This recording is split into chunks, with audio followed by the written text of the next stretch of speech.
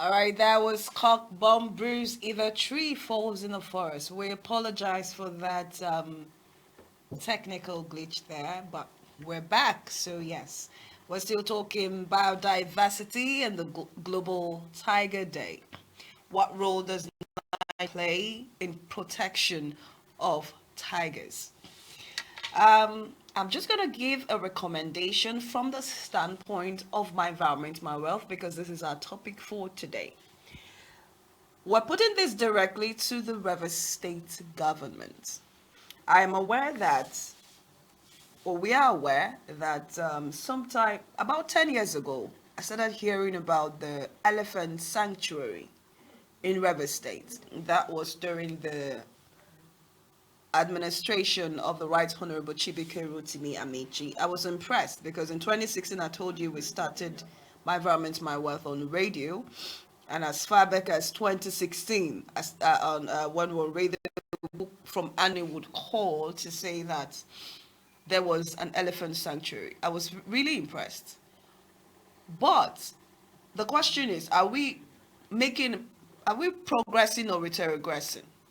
What has become of that elephant sanctuary today? Governor Nyesom Wike came on as governor for 8 years. Now it is Governor Sim. What have the previous governments done to ensure, because we're looking at biodiversity with respect to ecotourism. So here's a recommendation to Governor Siminalayi Fubara with regards, because we don't have tigers in Nigeria. Tigers are not native to Africa. What we have, the giant elephants, what are we doing about them? Don't forget we're looking biodiversity holistically. However, the world is celebrating Tiger Day, July 29, and today is July 30, so we're taking a cue from that. The River State government can actually modernize or enhance the Andoni Elephant Sanctuary and make it an internally generated revenue opportunity for the state. Is it that we don't want extra income or what? Because how is the government run? Is it not with funds? So when you see an opportunity, why misuse it? Right? Ecotourism already works in Cross River states. Now, it's just like we say Nigeria is the giant of Africa. But I dare say, today, Rwanda, Kenya seems to be taking the lead and may have taken the baton from Nigeria. Rwanda today has the cleanest city, Kigali, in Africa. You remember that one thing I said that inspired me to take on this radio now TV program, My Environment, My Wealth, was because whilst I was in school in the University of Ibadan, I was embarrassed by some colleagues who were not very comfortable that I was very braggadocious of being Omo Port Harcourt. Yes, Omo Port Harcourt in me now. I'm not Omo Igbo. I'm not Omo Yoruba or Hausa. I am Niger Delta. I am Ikwere. So I was always braggadocious about that. And so we went for an excursion at the Cocoa Center in outskirts of Ibadan. There were other schools there. And then this person comes and say, oh, where is our Port Harcourt? She's always Olenupa. And then she made this announcement saying, oh, Port Harcourt placed Nigeria on the list of the world's most dirty cities to live in. It was a 2008 Forbes publication. I felt not just embarrassed, but demoralized. And that is one push that I have had. That is what prompted me to actually start My Environment, My Wealth. So I made up my mind to take Port Harcourt off that list. Thankfully, in 2014, before 2014, I had hosted the first Port Harcourt beach cleanup in 2013. My Environment, My Wealth was also the 24th float during the Canary Reef, the last one we had in 2013. Thanks to the next administration, it was shoved aside. And we were hoping that the present administration would bring back Kanirif, but it's not seeming possible. So we pray that the next governor of Rivers State will take a leave, because you cannot, ecotourism is a very easy source of revenue for any state, any nation. So why are we destroying the opportunities that we have?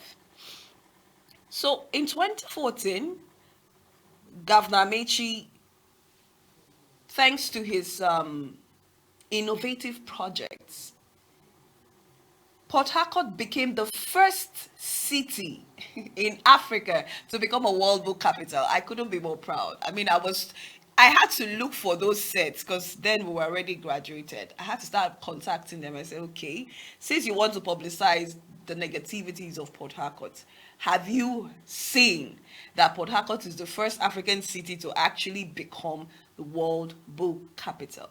And that's why until tomorrow, I have a special kind of respect for the Right Honorable Chibike Rotimi Amechi. He did a lot that you cannot, even the blind can see it. Yes. So here's a direct message to the government of Rivers State. If Governor Sim will take it on, okay. If the next administration, if you're listening and you're going to be the next governor of Rivers State, please prioritize this. The Andoni Elephant Sanctuary can become an internally generated revenue opportunity for Rivers State. Ecotourism works in Cross River. Ecotourism works in Kenya and in Rwanda. So we can make Rivers State an ecotourism hub in Nigeria. We already have the raw material. There's a gazetted sanctuary, like I said, the Elephant Sanctuary. It has charismatic species and elephants, and of course, the mangroves and the creeks and the fauna as well, the flora, rare species that we have in Andoni. There's also the Oyorokoto fishing community. I mean, there's a lot in Rivers State. And we're crying for opportunities. There's a high rate of unemployment. Yet there are opportunities that could harness the energies of these youths and get them busy and get them paid. So Rivers State government, Governor Sim, please look into this. Also aware that they have started something at, is it Ogubolo, the ocean thing? I would reach out to the organizers and see how far that has come. There was a lot of hype last year.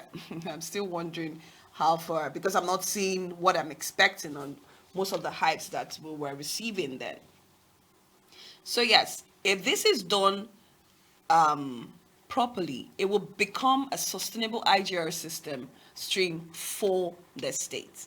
So let me just make this a bit interactive before we wrap it up. If you're from Andoni or any part of Rivers State, or you're watching me on Star Times or Go TV, you can call the studio line, any part of the world you're watching from, and let us know what unique species are in your locality. For Andoni people, we already stated the obvious, the giant elephants. While I expect your calls, you can also go via social media handles at my Wealth, my MYEMYWEALTH, or call the studio line 0902 331 9362. Let's take a look at the video from Andoni. It's a mixture of a video from the past week and 4 weeks ago. Elephants were spotted in Andoni. Let's look at that video.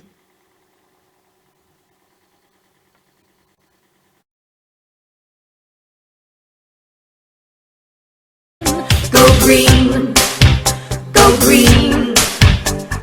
Gather everyone together, let's make a scene. Go green, go green. It's easier to go green when you're a team. Go green. So my fans, I saw an elephant today. Not in Daddy, your wife will never reach here. You leave your niece so you go use do this thing. Go and find your wife. See me very close, in very close proximity to this thing. Oh God,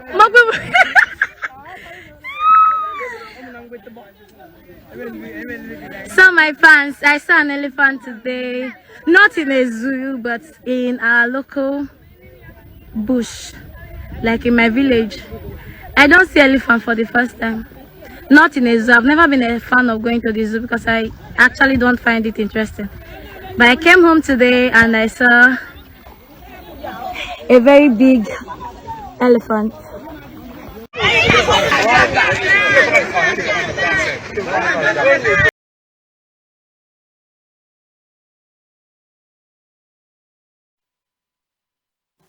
All right, that video clip was from Rivers in Picture and Andoni Connect. I extracted them from Facebook.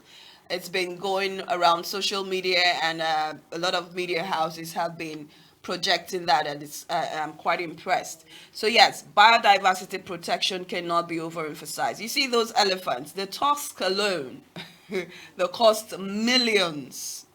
So imagine if the Andoni people would go after these elephants and kill them and slaughter them. There's even a report up north where an elephant was actually slaughtered. That's very pathetic. We need to go beyond just food. We need to think beyond that. Otherwise, the animals we see today, our children, our next generation, may never know what it looked like except in pictures.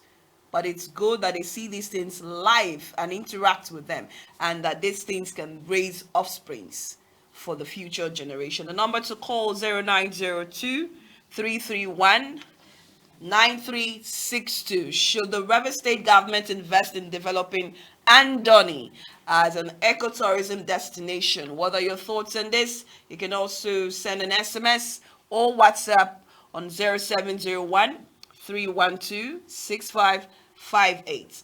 So yes, talking about tigers, what can the Nigerian government do? We don't have tigers. We don't have tigers in Nigeria or Africa, but we have major roles that we can play to make sure that these now endangered species can stay until coming generations.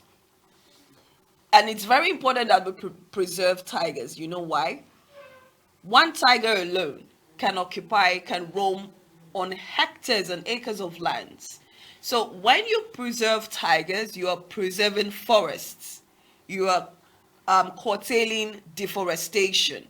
You are curtailing felling down of trees. And you are improving climate action, because we need these trees to reduce global warming and climate crisis wherever we are. The incidents on Kaduna Abuja way, where people think some people call it snow, the foamy particles. That's just one proof that the climate is actually changing. So Nigeria doesn't have summer or winter, but if care is not taken, we'll go to experience them. So we better be careful. The best time to plant a tree was yesterday. The next best time was 20 years ago. The next best time is today. I will talk about tree planting and its importance. But yes, when you protect the habitat of the tigers, you are also protecting the rainforest, the mangroves. Very important. It shields deforestation. It keeps our ecosystem intact. And someone asked me recently, I was having a conversation with someone, and I, like a mentor, and he said, every time I go to the village, I don't see cockroaches in the houses. I don't see certain insects. Why is it that when I'm in Port Harcourt, I see them? I say, it's very simple now. You have destroyed their habitat, so they will come and live with you in your house. It doesn't matter how much you protect your house, put mosquito nets, if you like, even put nets on your walls. When you destroy the habitats of these creatures, as small as they are or as big as they are, they will find their way now. It's like blocking the drainage pathways. When you obstruct water flow, it would find its way. So in the villages, we still have these ecosystems, these habitats intact. So these animals and little creatures stay in their habitat. They don't bother you in your house, right? So that's why we are trying to promote ecocentric values, where man needs to understand that even in the social and built environment, he needs to see land as a community. He needs to coexist with other parts of the environment, non-living components of the environment, that is. The mountains, the land. You don't see land as something that fetches you, you sell, and you get money. The land is part of the community, as you are. So until we come to this realization that ecocentric values very important, then we would curtail anthropogenic activities that are destroying these habitats and ecosystems. Yes. And then Nigeria can also implement the bills. There's a bill actually where you can pay as much as 12 million naira for allowing black market trade. You know, people who transport these tiger skins and bones and other parts through Nigeria. If you are caught, you pay up to 12 million naira. So it's Nigeria making sure that poaching, habitat loss, human conflict is being monitored. What agencies are saddled with these responsibilities? Are they doing their jobs? What is the National Orientation Agency doing anyway? How much orientation are you giving to people in these areas, in these porous border areas, so that when they see these animals, they raise alarm? When they see people, you know, trying to smuggle them, they raise an alarm. People need to be aware. People need to be sensitized. It's a lot that needs to be done, and the resources are there. But when they allocate these resources, is there monitoring to make sure that what it is being allocated for is implemented as it should be? These are the questions you should be asking. So yes, should rivers coming back to Nigeria? We don't have tigers, so let's look at the other aspects of biodiversity. The elephant sanctuary in Andoni, right here in Rivers State. What is the Rivers State government doing about it? Are we just hyping the fact that we see elephants, the rains have come, they're trooping out, we take pictures? Is that all there is to it? Whatever happened to, you know, ecotourism? Ecotourism would explore. Imagine people have to pay to see those elephants in a protected area if it is well protected. There's going to be ticketing, there's going to be hotels and, you know, guest houses would be erected. These are businesses that people can set up. So the ticketing, the lodging, the tour packages, the craft and hospitality spending, people are going to need food. People are going to need vehicles to take them to and fro. These are revenues for humans and for the state as well, for individuals. So what is the government doing about it? You know, when I process things like this, I get really upset because I don't see how people will have so much and the level of unemployment is still on the highest. It doesn't make any sense. So please, the Andoni local government chairman, I don't even want to go to that point because let's focus on the state governor. Meanwhile, there are reps and there are senators representing these places. What are you people doing now? Politics and political governance it comes at a cost. It's a sense of responsibility.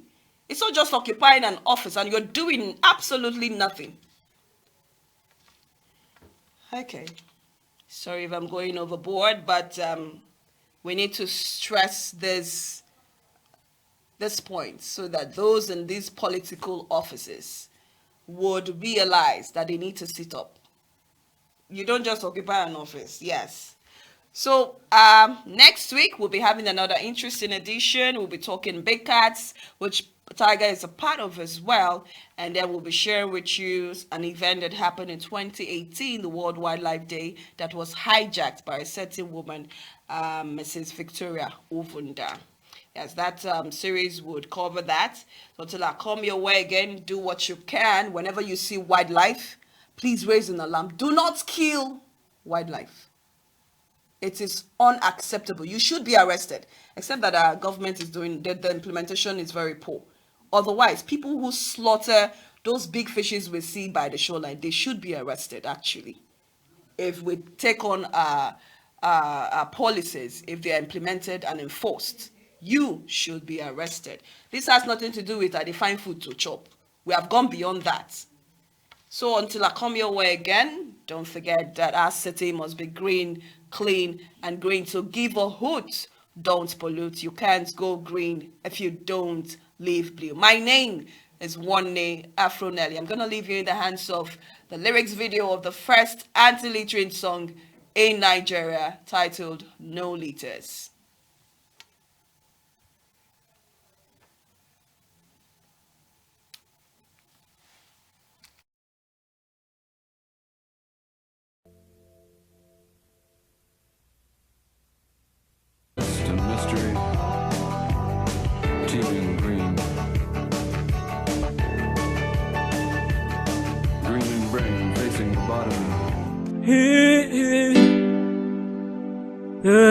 is the Pit Commander.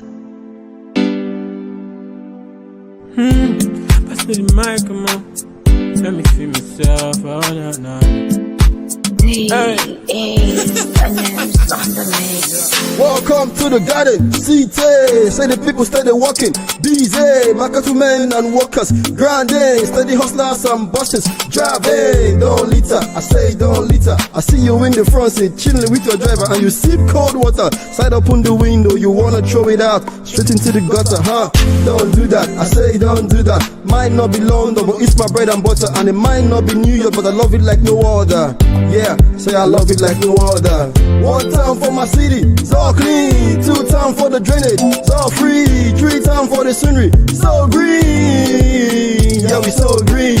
Drop, pick it, drop, pick it, drop, pick it, drop, pick it, drop, pick it, drop, pick it, pick it, pick it, pick it, pick it, drop. In my city, in my state, don't litter. In your house, in your estate, don't litter. Say even in the marketplace, don't litter. Cause we want a cleaner state, we going greener. Pick that trash, pick that trash.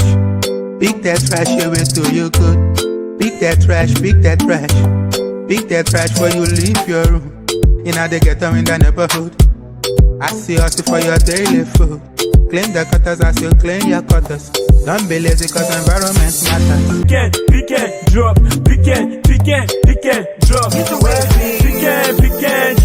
Pick it, drop.